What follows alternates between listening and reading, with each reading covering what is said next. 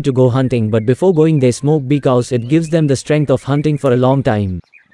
In Hadza oral history there is no record of famine. Dogs help them in hunting and catching running animals, but also in tracking an animal. They have been doing this in the region of Lake Ezi in Tanzania for the last 50,000 years. However, their once borderless world has become more and more confined due to the pressure of other tribes and agricultural encroachment. Ultimately, the Tanzanian government were motivated to create a Hadza reservation in 2011. Although the Hadza now have land rights to 1,000 square miles, it is a quarter of their original range. The Bantu expansion, which began about 3,000 years ago, resulted in the loss of many of the hunter-gatherer tribes in Africa, one of the greatest influences being domestic cattle taking over the grazing of the free-roaming antelope that hunter-gatherers preyed on. Driven from their lands in Kenya by the Masi warriors about 2,000 years ago, the pastoralist Arak and Datoga tribes started encroaching into Hadza territory from the northeast. The Isanzu, farmers of millet and sorghum, settled to the south of Hadza territory and sometimes kidnapped them for the slave trade. Hadza women were kidnapped by the Datoga, and skirmishes would break out when cattle of neighboring tribes were killed by the Hadza, but marriage between these groups was not uncommon. Today, the Datoga, the fastest growing tribe in Tanzania, live bordering the Hadza, and in the dry season, hostility builds up as the Datoga use Hadza watering holes for their livestock, placing considerable pressure on resources in an already agriculturally challenging region. Among a total population of around 1,200, less than half of the Hadza still adhere to the hunter-gatherer way of life. The population has grown steadily since the 1960s, along with population density, as they now inhabit a smaller area. The Hadza language is simple, yet it has held the fascination of linguists for half a century. Hadzane is one of the oldest languages that employ click sounds, supposedly so as not to scare off prey. It was once believed that Hadzane was related to the language of the Khoisan, but it has since been classified as an isolated language, meaning it is entirely unique to the Hadza. Ultimately, the Hadza are regarded as an embarrassment to a modernizing Tanzania when perhaps they should be an example to a society far too dependent on technology.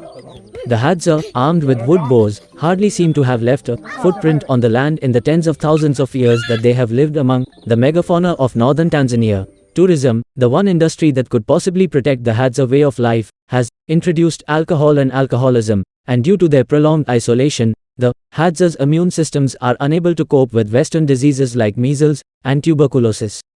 The Hadza youth seem to be caught between a rock and hard place. At a young age, Hadza children usually bear the scars of the bush, the harsh lessons of the wild. This tribe has become an egalitarian island, lost somewhere in time. While you take business calls on your cellular phone, there is a hunter following the call of the honey guide to the hives high up in the baobab tree, arrows dipped in deadly desert rose poison, ready for a baboon raid.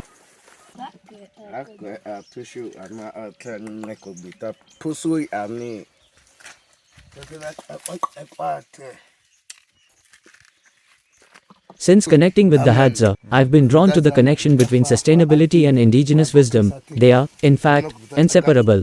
My wish is to evoke a deep questioning of complacency, especially society's universal lack of integrity within this connection. I hope to educate and visually engage viewer with a clear narrative, to explore nature's operating systems, and to reawaken our cellular memory of our relationship with the wild. About 120,000 people still speak a click language. Penisi, of those, about 80,000 speak a San language, 40,000 speak Sandawe, and less than 800 speak Hadza. Both Sandawe and Hadza are languages isolates and therefore a conservation priority. Hadza, however, has far fewer speakers and is thus a higher conservation priority. Ethnologue analysis of the Hadza lexis and grammatical structure has revealed it to be unrelated to any other click language. There are two possible explanations: Hadza originated on its own, or it is related through an ancient proto-click language.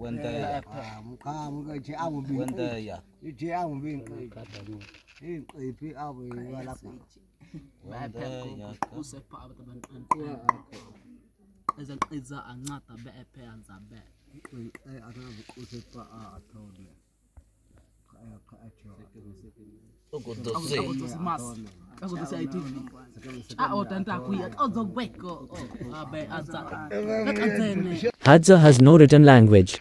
When written phonetically using English characters, the three different types of clicks, dental, alveopalatal, and lateral, are coded by using and, respectively. While these designate the type of click, there are also variations within each click. The variation in clicks poses many difficulty in translating spoken Hadza into written Hadza.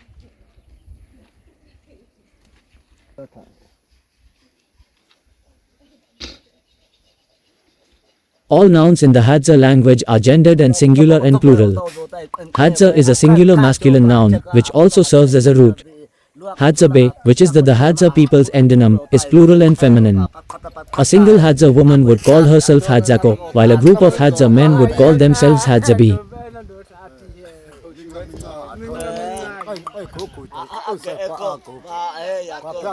Due to the Hadza's rigorous language use and strong tradition, Hadzane has an advantage over many other endangered languages in Africa. The Hadza people have proven to be an extremely resilient culture, persisting in isolation through the advent of pastoralism and agriculture. Today, however, land use issues and cultural diffusion present more of a challenge to the future of the Hadza people and their language than ever before.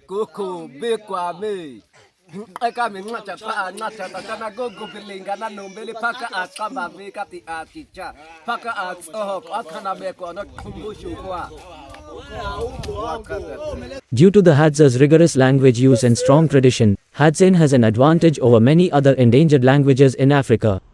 The Hadza people have proven to be an extremely resilient culture, persisting in isolation through the advent of pastoralism and agriculture. Today, however, land use issues and cultural diffusion present more of a challenge to the future of the Hadza people and their language than ever before. Merely getting this far, to a traditional Hadza encampment, is not an easy task. Years aren't the only unit of time the Hadza do not keep close track of, they also ignore hours and days and weeks and months. The Hadza language doesn't have words for numbers past 3 or 4. Making an appointment can be a tricky matter. But I had contacted the owner of a tourist camp not far outside the Hadza territory to see if he could arrange for me to spend time with a remote Hadza group. While on a camping trip in the bush, the owner came across Onwas and asked him, in Swahili, if I might visit. The Hadza tend to be gregarious people, and Onwas readily agreed. He said I'd be the first foreigner ever to live in his camp.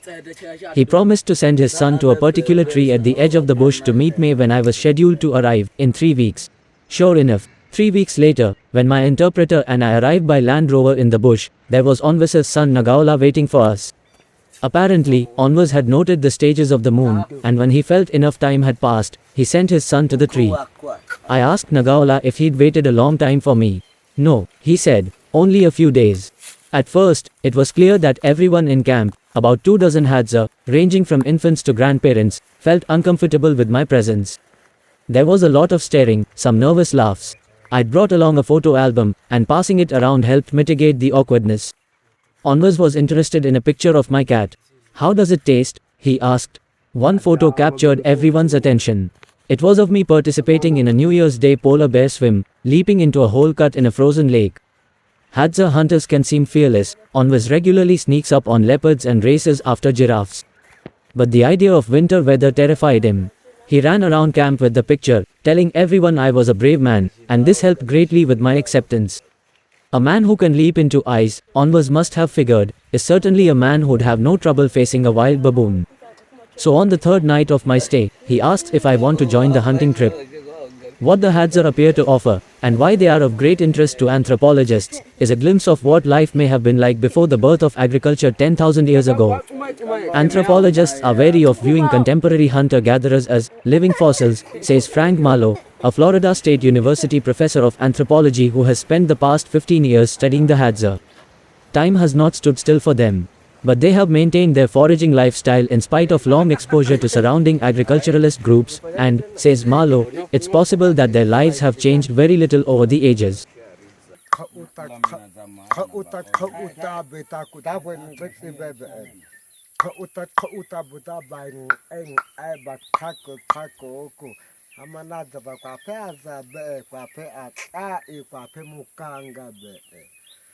Kwa engo wakata ana koko uta akakaka he hako akana besa udundu koko go kweso kukuru no wakata koko na bana tangu isha kuna chigwa kuna na bako ku amako bako makare joga kwa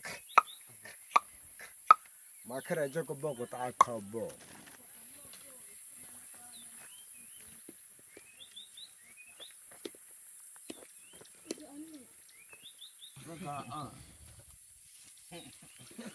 amana koko akana be keleki iyako keleki iko koko kwene okuna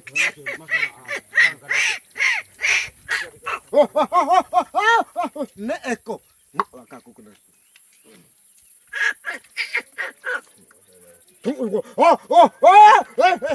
akweko koko ota koko ika koko kasama owa koko aya ika koko akweko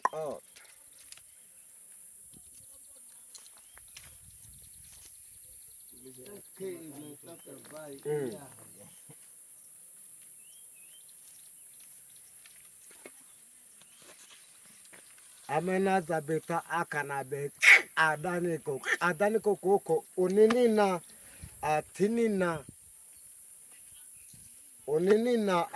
na ekiyako when iteko na ina koko iko chiyako pa kwa mkono ko dole when iteko koko na kota koko na gwa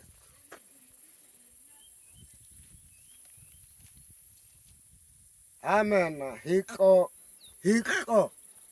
hiko amukota akabo sendi chacha hiko kwete ngakata kabo apo abota akho ukwa obe hama akanabe kasama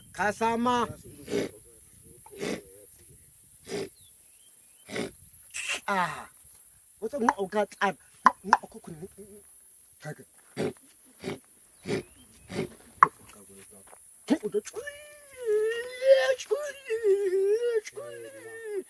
Do acho gueco ya coco de agua canabesa tipitico boco tipitico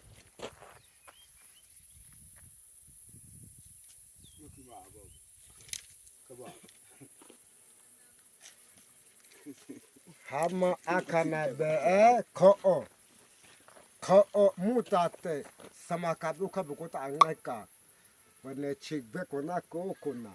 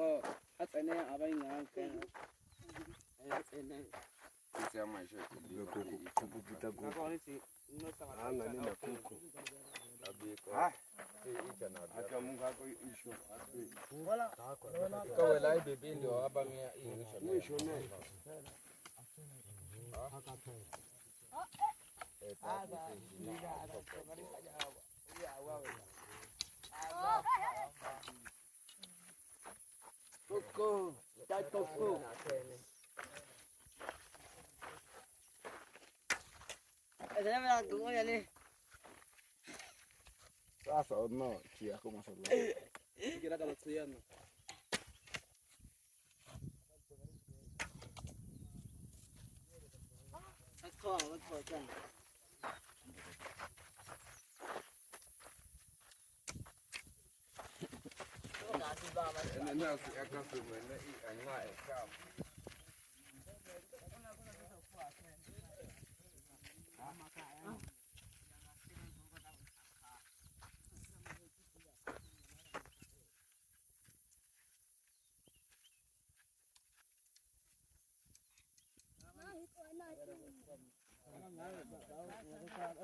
namba mtoto mdogo huyo.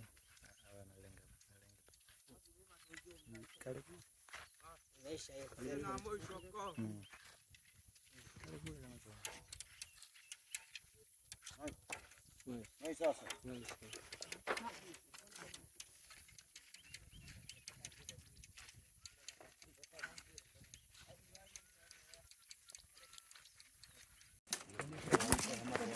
Nami mpeheko chiko. Nami na. Kapeheko chiko bebena. Kama kwa ita akani baba mnyama kwa.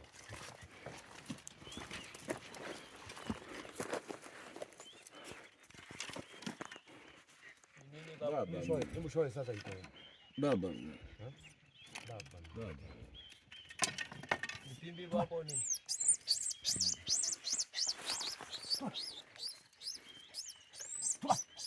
Labda toto alikuvia. Toka. Piga mbwa.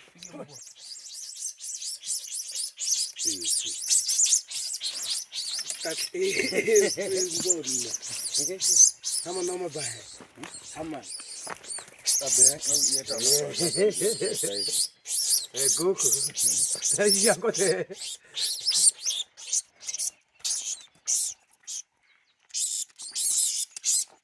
Makatata baba mite.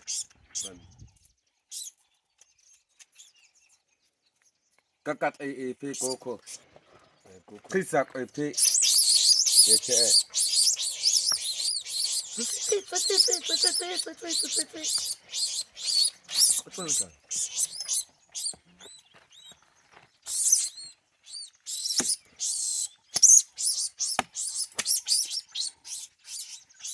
Sami kaya kanga vima.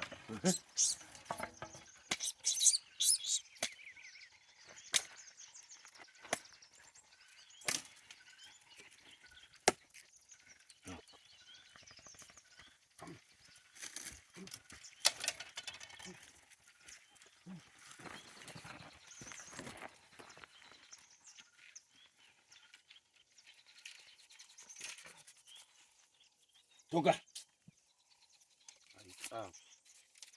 Toka.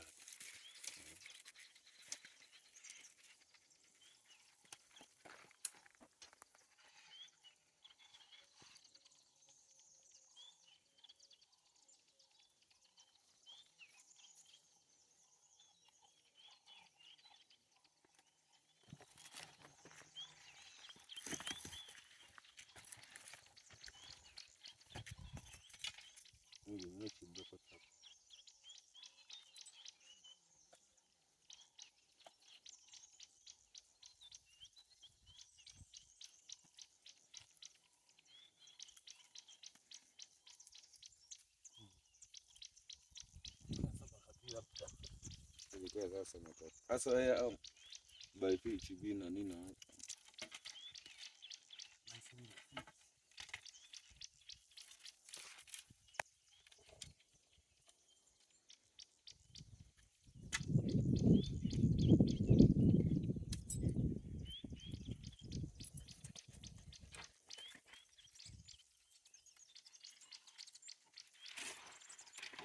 Nice Goku. Nice.